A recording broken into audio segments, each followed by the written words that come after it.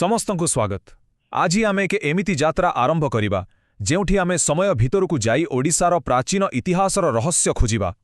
କେବେ ଭାବିଛନ୍ତି ଇତିହାସକାରମାନେ କେମିତି ହଜିଯାଇଥିବା ଅତୀତକୁ ପୁଣି ଥରେ ଆମ ସାମ୍ନାକୁ ଆଣନ୍ତି?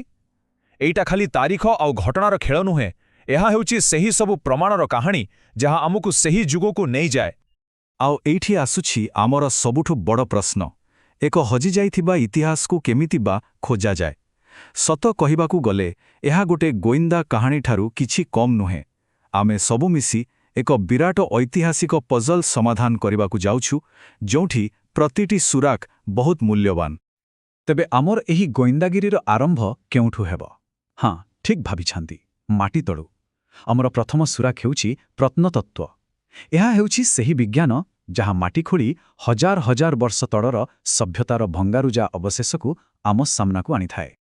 ଆଉ ଦେଖନ୍ତୁ ତ କ'ଣ ସବୁ ମିଳିଲା। ଅନୁଗୁଳ, ତାଳଚେରରେ ଭ୍ୟାଲେଣ୍ଟାଇନ୍ ବଲ୍ ପ୍ରାଗ୍ ଐତିହାସିକ ସ୍ଥାନ ଖୋଜି ବାହାର କଲେ, ମାନେ ଯେତେବେଳେ ମଣିଷ ପଥରର ଅସ୍ତ୍ର ବ୍ୟବହାର କରୁଥିଲା। ସେହିପରି ମୟୂରଭଞ୍ଜରେ ମିଳିଲା ପାଲିଓଲିଥିକ୍ ସ୍ଥାନ। ଆଉ ତାପରେ ଧଉଳିରେ ଅଶୋକଙ୍କ ଶିଳାଲେଖ, ଜଉଗଡ଼ର ସେହି ବିଶାଳ ଦୁର୍ଗ, ଆଉ ସବୁଠୁ ଆଶ୍ଚର୍ଯ୍ୟଜନକ ଭୁବନେଶ୍ୱର ପାଖରେ ଥିବା ଶିଶୁପାଳଗଡ଼। ଏସବୁ ଖାଲି ପଥର ବା ମାଟି ନୁହେଁ, ଏଗୁଡ଼ିକ ହେଉଛି ପ୍ରମାଣ ଯେ ଏହି ମାଟିରେ ହଜାର ହଜାର ବର୍ଷ ଧରି ଏକ ଉନ୍ନତ ସଭ୍ୟତା ବଞ୍ଚିଥିଲା। କିନ୍ତୁ ପ୍ରତ୍ନତାତ୍ତ୍ୱିକ ଆବିଷ୍କାର ଭିତରେ ଗୋଟିଏ ଏମିତି ଜିନିଷ ଅଛି ଯାହା ସବୁଠୁ ଖାସ୍। ଏହାକୁ କୁହାଯାଏ ଓଡ଼ିଶାର ହୀରକ ତ୍ରିଭୁଜ। ଏହାର କାହାଣୀ ବହୁତ ରୋମାଞ୍ଚକର। ତେବେ କ'ଣ ଏହି ହୀରକ ତ୍ରିଭୁଜ?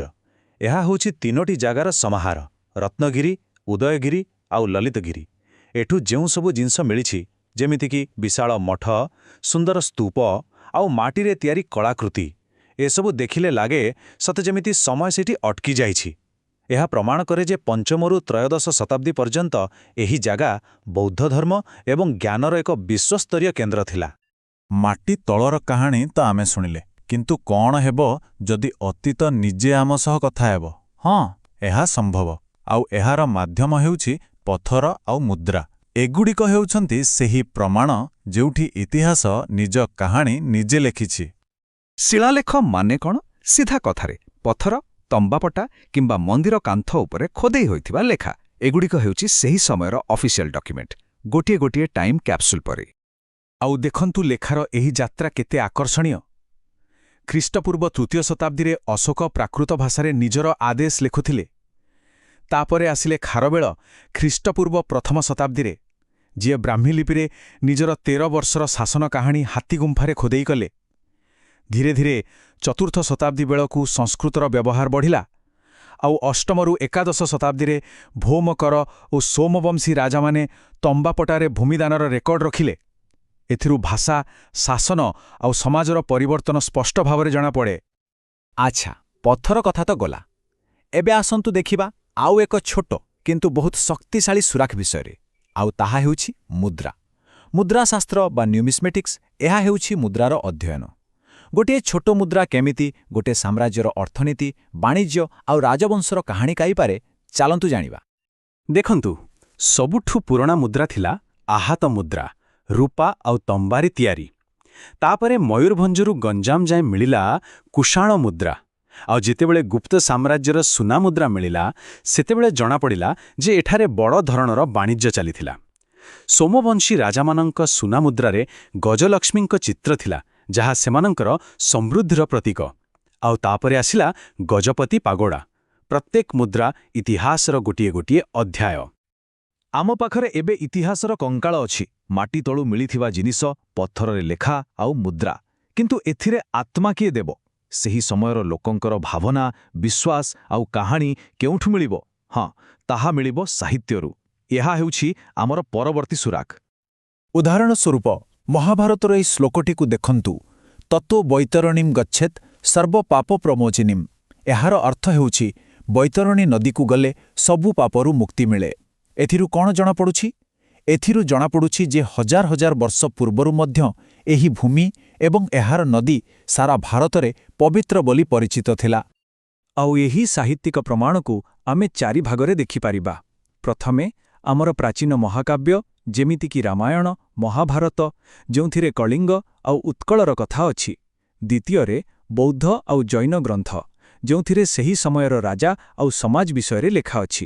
ତୃତୀୟରେ ବିଦେଶୀ ପର୍ଯ୍ୟଟକଙ୍କ ଲେଖା, ଯେମିତିକି ଗ୍ରୀକ୍ ଐତିହାସିକ ପ୍ଲିନି କିମ୍ବା ଚୀନ ପରିବ୍ରାଜକ ହ୍ୟୁଏନ୍ସାଂ। ସେମାନେ ବାହାର ଲୋକ ହିସାବରେ ଯାହା ଦେଖିଲେ ତାହା ଲେଖିଲେ।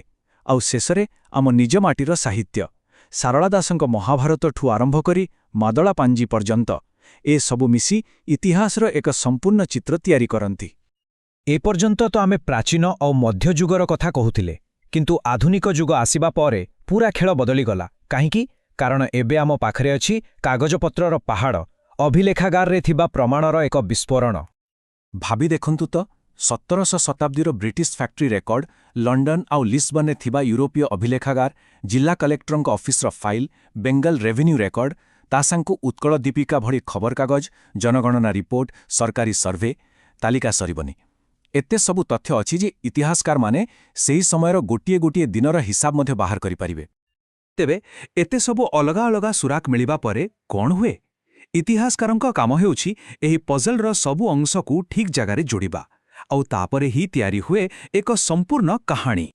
ଏଥିରୁ ଆମେ ଗୋଟିଏ କଥା ସ୍ପଷ୍ଟ ଭାବେ ବୁଝିପାରିଲେ, ଇତିହାସ କୌଣସି ଜାଗାରେ ଲେଖା ହୋଇ ରଖାଯାଇ ନଥାଏ ଯେ ଆମେ ତାକୁ ଯାଇ ପଢ଼ିଦେବା।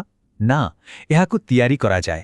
ପ୍ରତ୍ନତତ୍ତ୍ୱ, ଶିଳାଲେଖ, ମୁଦ୍ରା, ସାହିତ୍ୟ ଆଉ ଅଭିଲେଖାଗାର, ଏହିସବୁ ହେଉଛି ଇତିହାସ ରୂପକ ଘରର ଇଟା।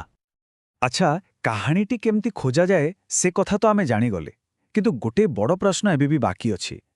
ଏସବୁ ଘଟଣା କେଉଁଠି ଘଟିଥିଲା? ଯେଉଁ ଭୂମି ବିଷୟରେ ଆମେ ଏତେ କଥା ହେଲେ, ତାର ପ୍ରକୃତ ନାଁ କ'ଣ ଥିଲା? ଏହି ରହସ୍ୟର ସମାଧାନ ପାଇଁ ଆପଣଙ୍କୁ ଆମ ସହ ଆଗାମୀ ଅଧ୍ୟାୟରେ ଯୋଡ଼ି ହେବାକୁ ପଡ଼ିବ।